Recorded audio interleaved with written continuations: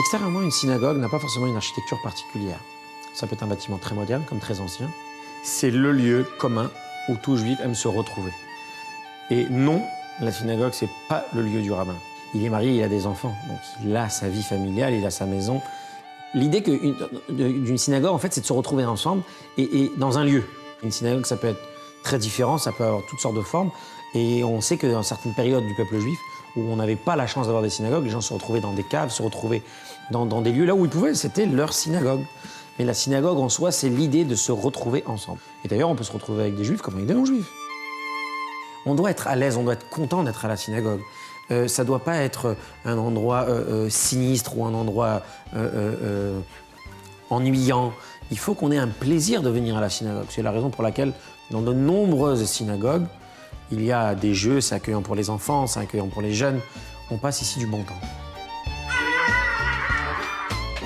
L'idée, c'est qu'il faut que les jeunes aujourd'hui aient un plaisir à la tradition, à tout ce qui est traditionnel. On l'entend très souvent sous forme de religieux. Qui dit religieux dit contrainte, qui dit contrainte dit ennui.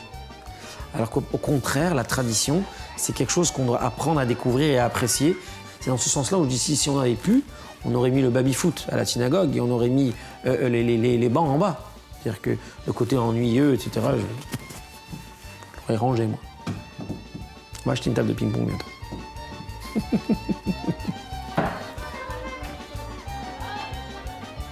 Alors évidemment, dans la vie personnelle d'un juif, il y a plusieurs étapes, de la naissance jusqu'à la fin de la vie, dont la circoncision pour un petit garçon, ou la bar et bat mitzvah pour les filles et les garçons à l'âge de 12 et 13 ans, c'est-à-dire le moment où ils deviennent majeurs, où ils deviennent des adultes, le mariage, toute fête est une bonne occasion pour se retrouver. Puis, il y a également les fêtes juives, le Rosh Hashanah, le Nouvel An, le jour du Kippour, la fête de Hanouka, qu'on appelle communément la fête des Lumières, la fête de Purim, le carnaval juif, ou la Pâque, Pessah. Mais tous ces moments-là, on se retrouve à la synagogue. Évidemment, je n'ai pas besoin de préciser, le Shabbat. Tous les samedis, un juif traditionnellement vient à la synagogue, évidemment pour prier, pour partager avec d'autres, pour étudier, mais tout simplement pour passer du bon temps avec des amis. Le jour du Nouvel An, Rosh Hashanah, on sonne ce qu'on appelle le shofar, c'est-à-dire une corne de bélier qui a été travaillée et qui nous permet de sortir certains sons qui ressemblent un peu aux pleurs d'un enfant.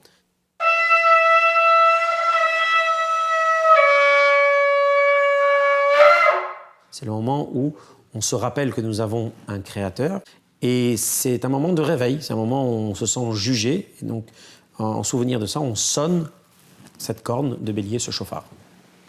Ça, c'est un chauffard plus traditionnel, donc une corne qui a été travaillée avec un petit trou ici et un grand ici pour le son qui sort.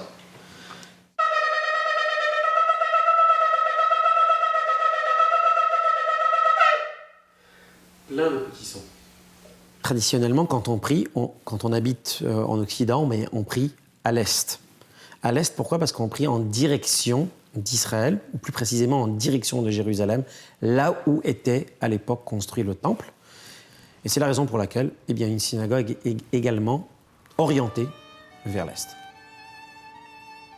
La synagogue, c'est un lieu de rassemblement et il prend une place centrale dans la vie juive puisqu'il représente le temple de Jérusalem à l'époque où les Juifs vivaient en Israël, il y a maintenant près de 20 siècles.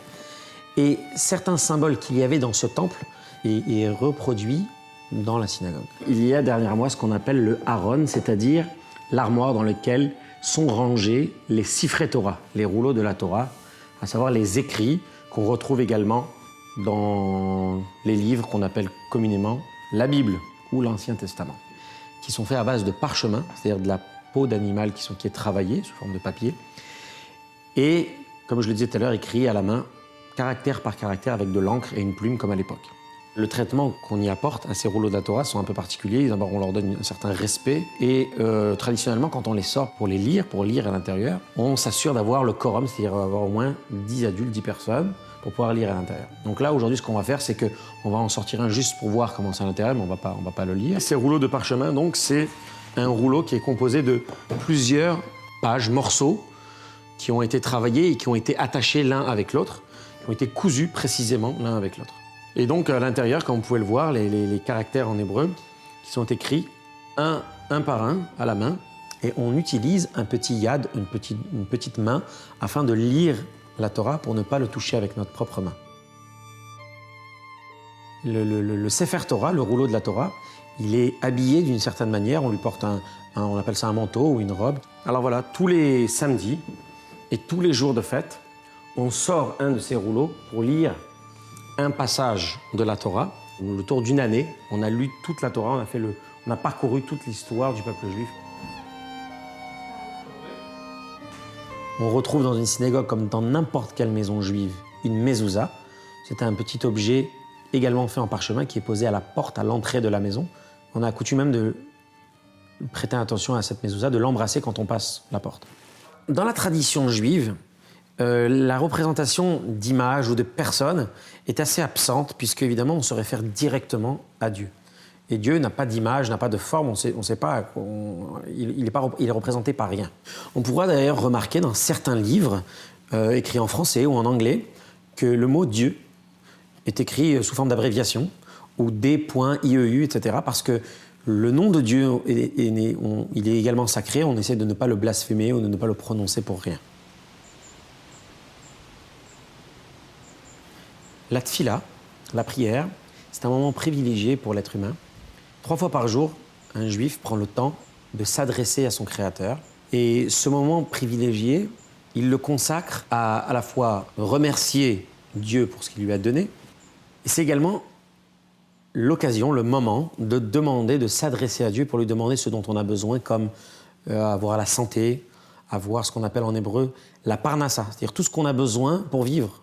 Et ça permet de cadrer aussi la journée. La prière, c'est quelque chose qui nous permet de savoir quand la journée commence, quand la journée finit. D'ailleurs, il y a une prière aussi au milieu de la journée, puisqu'il y en a 3. Et en général, quand on prie bien le matin, la journée se passe bien.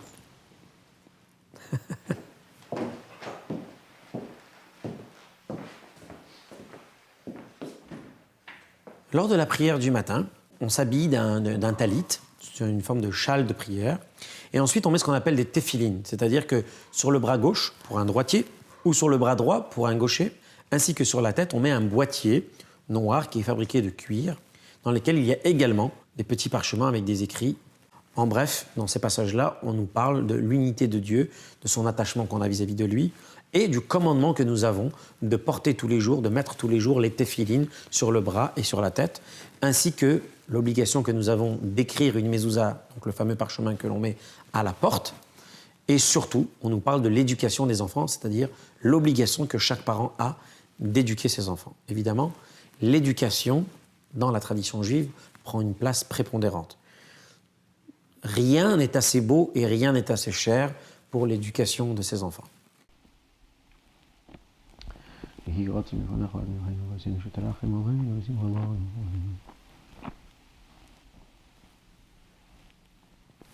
un peu égoïste ce que je veux dire. Mais le moment de la prière, c'est mon moment à moi. Ça m'appartient, c'est que pour moi. Évidemment, quand je dis que pour moi, c'est pour ma famille. Mais c'est un moment très, privé, un moment très... c'est un moment privilégié.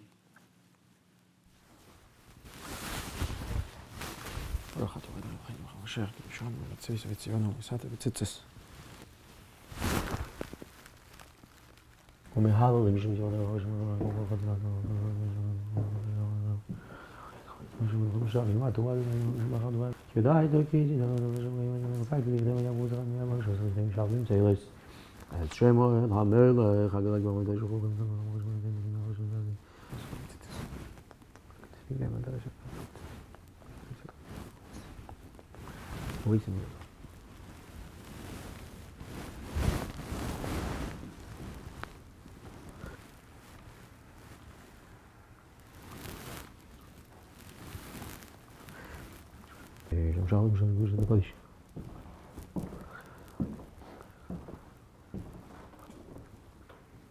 Hoeveel dit zie je in Geheel, hoe zou ik zo jagen worden? Jem, חמישי בשבוע, שהיו סמידה שנצח לי.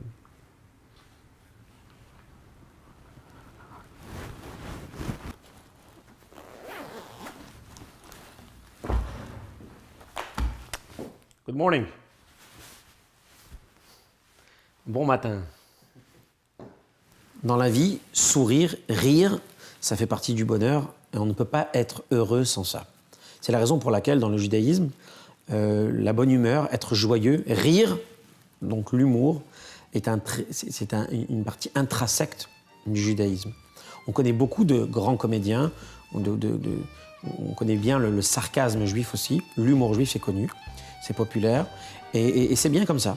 Et ce qui est intéressant aussi de préciser, c'est qu'on est capable aussi d'être très autocritique et de rigoler de certaines choses.